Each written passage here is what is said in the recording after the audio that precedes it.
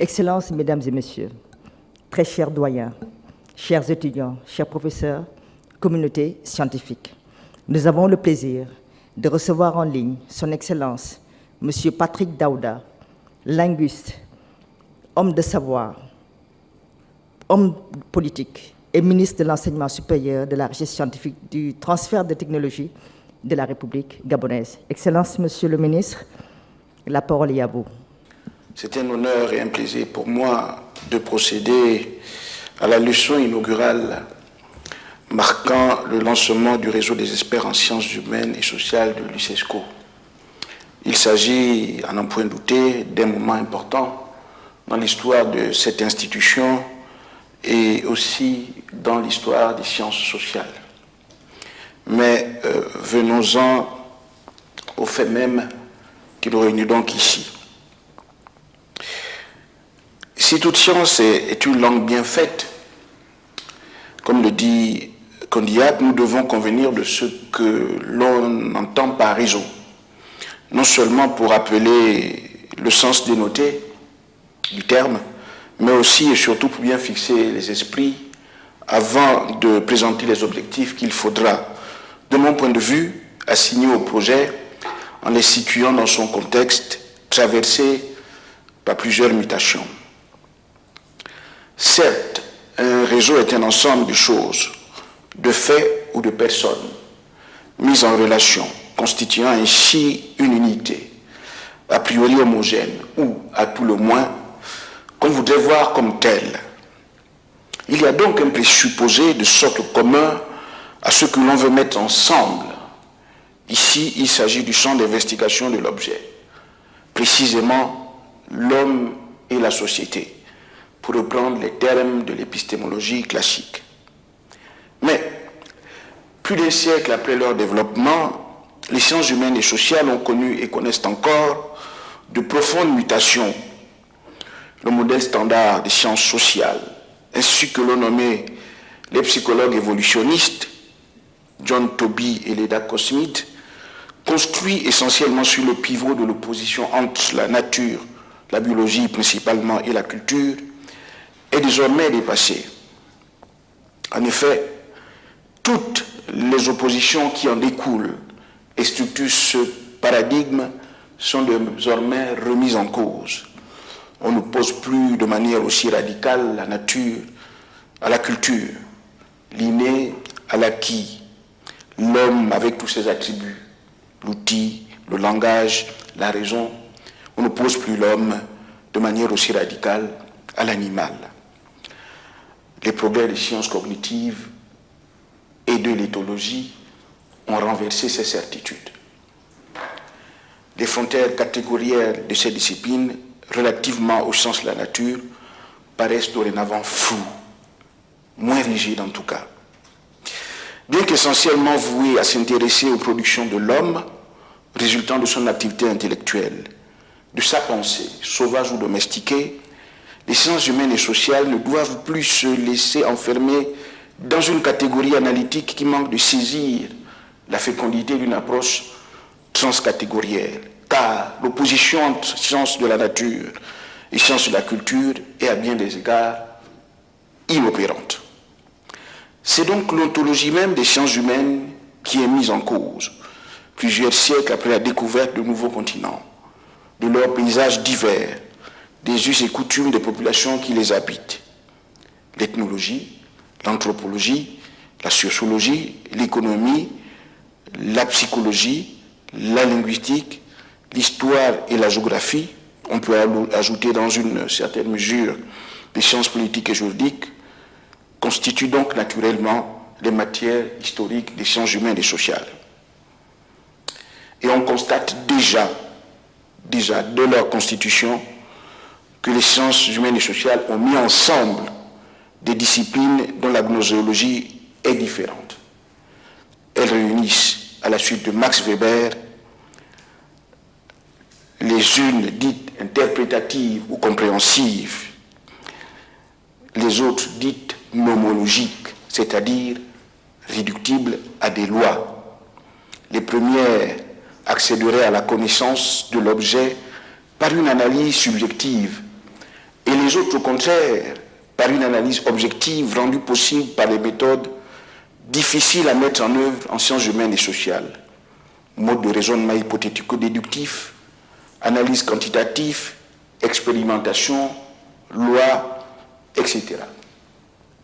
Cette première distinction, qui recoupe en partie celle entre sciences de la nature et sciences de la culture, détermine une hiérarchie opposant les sciences dites dures aux sciences dites molles. Cela est contestable et fondamentalement erroné. D'ailleurs, l'échelle de complexité des disciplines a une histoire qui trahit des dissensus chez les scientifiques.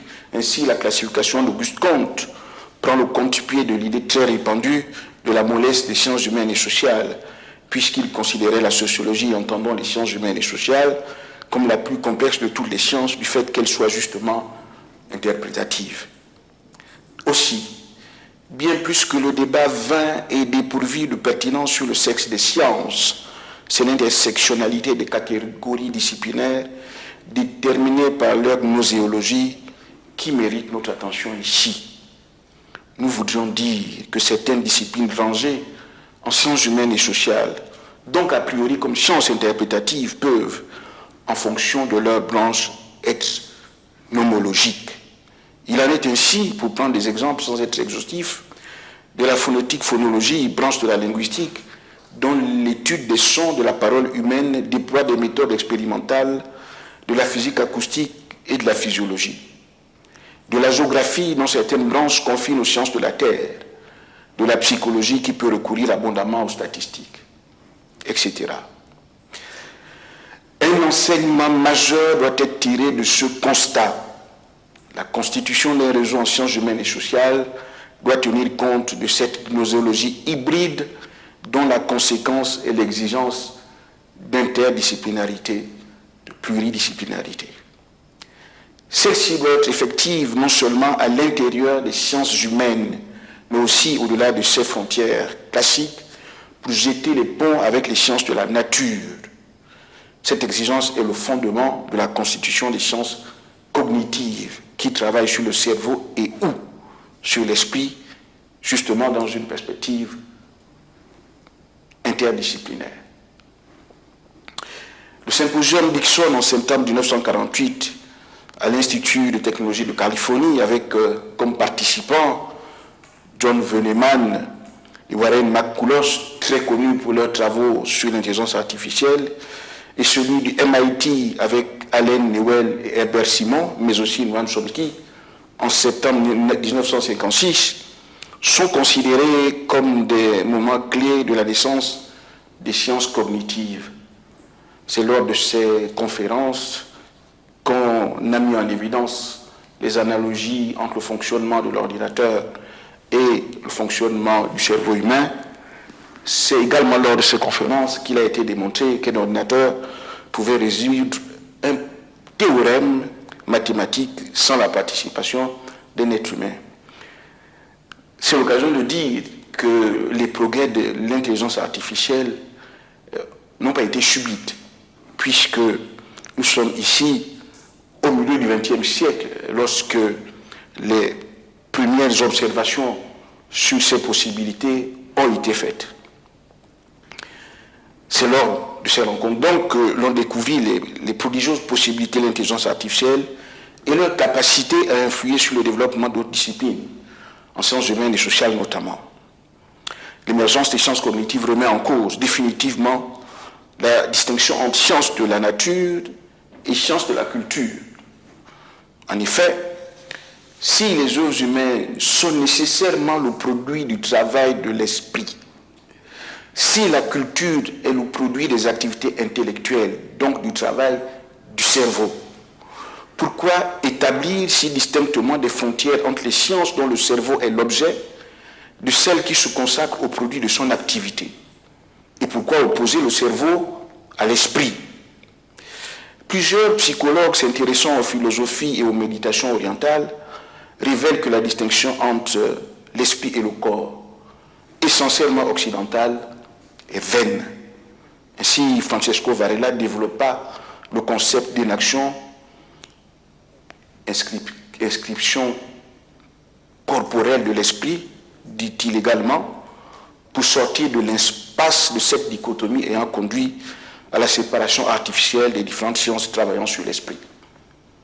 Aussi, admettons généralement que les sciences cognitives regroupent la psychologie, la linguistique, la philosophie, les neurosciences, l'intelligence artificielle, autrement dit, des disciplines qui relèvent à la fois des sciences humaines et sociales que celles qui relèvent des sciences de la nature.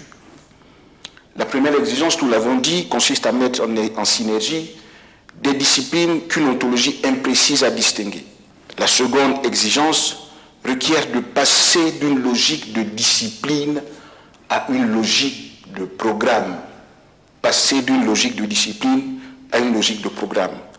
Je considère d'ailleurs que cette exigence est, au moins partiellement, la conséquence de la première. D'ailleurs, de mon point de vue, les sciences cognitives, en tant qu'elles fédèrent des disciplines autour des recherches sur le cerveau et ou sur l'esprit, constituent un macro-programme dont le fonctionnement donne lieu à des thèmes de recherche particuliers, essentiellement pluridisciplinaires. Quelques exemples. Un sujet classique de l'anthropologie de la linguistique, de l'anthropologie, de la linguistique et de la psychologie. Sujet classique qu'est, par exemple, la perception et la dénomination des couleurs. Ce sujet peut être réexaminé à la lumière des neurosciences. Autre exemple, le traitement des pathologies du langage ou des maladies dégénératives. Alzheimer, par exemple, bénéficie aujourd'hui ou pourrait bénéficier des progrès des neurosciences et de la médecine génique. De même, l'éducation peut être un des grands bénéficiaires de cette nouvelle approche intégrée. Les programmes d'apprentissage des langues étrangères, la meilleure compréhension des processus cognitifs, mémoire, attention, résolution des programmes, etc., doivent permettre d'améliorer l'enseignement-apprentissage. Ainsi, l'euphorie que suscite ChatGPT et bientôt tous les autres programmes concurrents traduit les attentes des possibilités de l'intelligence artificielle et de ses progrès fulgurants. Bill Gates prédit d'ailleurs que les intelligences artificielles seront aussi performantes que les enseignants dans quelques années, voire dans quelques mois. Sur un tout autre plan, mais toujours dans cette logique de programme, les progrès de la génétique, notamment la génétique des populations, ouvrent de nouvelles perspectives dans la compréhension des migrations et de l'histoire du peuplement de la Terre. Le projet Langue, Gènes et Histoire des Bantous de la Fondation européenne pour la science et du Centre national de la recherche scientifique, le CNRS, qui a réuni des linguistes anthropologues, médecins, biologistes, archéologues entre 2003 et 2007, est un autre modèle de recherche interdisciplinaire. L'analyse de l'ADN a révélé les conditions de propagation de l'agriculture dans des espaces initialement peuplés par les chasseurs-cueilleurs. Les conséquences de ces contacts mettent en lumière le mode d'alimentation et le transfert des gènes avec des conséquences sur la réponse immunitaire à certaines maladies. Cette approche a été depuis reprise et a donné des résultats probants et souvent renversants dans l'histoire ancienne des migrations sur toute la surface du globe. Enfin, dernier exemple, l'étude de la complexité des phénomènes auto-émergents. C'est un programme qui peut fédérer plusieurs disciplines pour comprendre l'origine de la vie avec la philosophie, la biologie, l'intelligence artificielle, les mathématiques notamment, pour comprendre l'origine du langage avec la philosophie, la biologie, la linguistique, les mathématiques, pour comprendre l'émergence des systèmes sociaux avec l'anthropologie, les mathématiques, l'éthologie, l'intelligence artificielle, l'histoire et d'autres disciplines encore. La logique des programmes s'accorde parfaitement avec les consortiums de chercheurs constitués pour de grands projets dont la mise en œuvre nécessite des financements conséquents. Il me semble qu'un réseau ambitieux ne peut conduire efficacement ses activités sans tenir compte de cette forme d'organisation à laquelle sont d'ailleurs sensibles les principales sources de financement de projets interdisciplinaires internationaux. Je vois donc, et ce sont mes observations finales, ce réseau comme le moyen de redonner un second souffle aux sciences humaines et sociales, en prenant en compte ces mutations que je viens de décrire, certes à gros traits, définitivement décomplexées et pouvant assurer le contrôle des programmes pluridisciplinaires. Les sciences humaines et sociales ont surtout la responsabilité d'être les garde-fous de l'éthique des sciences, en veillant continuellement aux excès de l'augmentation de l'homme et du transhumanisme. Les ressorts des traditions et leur sagesse sont les meilleurs remparts contre les dérives potentielles de l'intelligence artificielle, pour que les attentes enthousiastes ne se transforment pas en angoisse. Il est de la responsabilité des pouvoirs publics d'accompagner ce mouvement de l'histoire des sciences. Le Gabon s'est engagé dans ce sens en participant à la mise en place de la chaire ICESCO Femmes, Filles et Société à l'Université Omar Bongo de Libreville. Transdisciplinaire, elle développera des programmes mis en œuvre quand cela est nécessaire dans le cadre du consortium. Les chercheurs des universités du Sud et ceux du Nord pourront alors travailler en partageant leur expérience, sans a priori.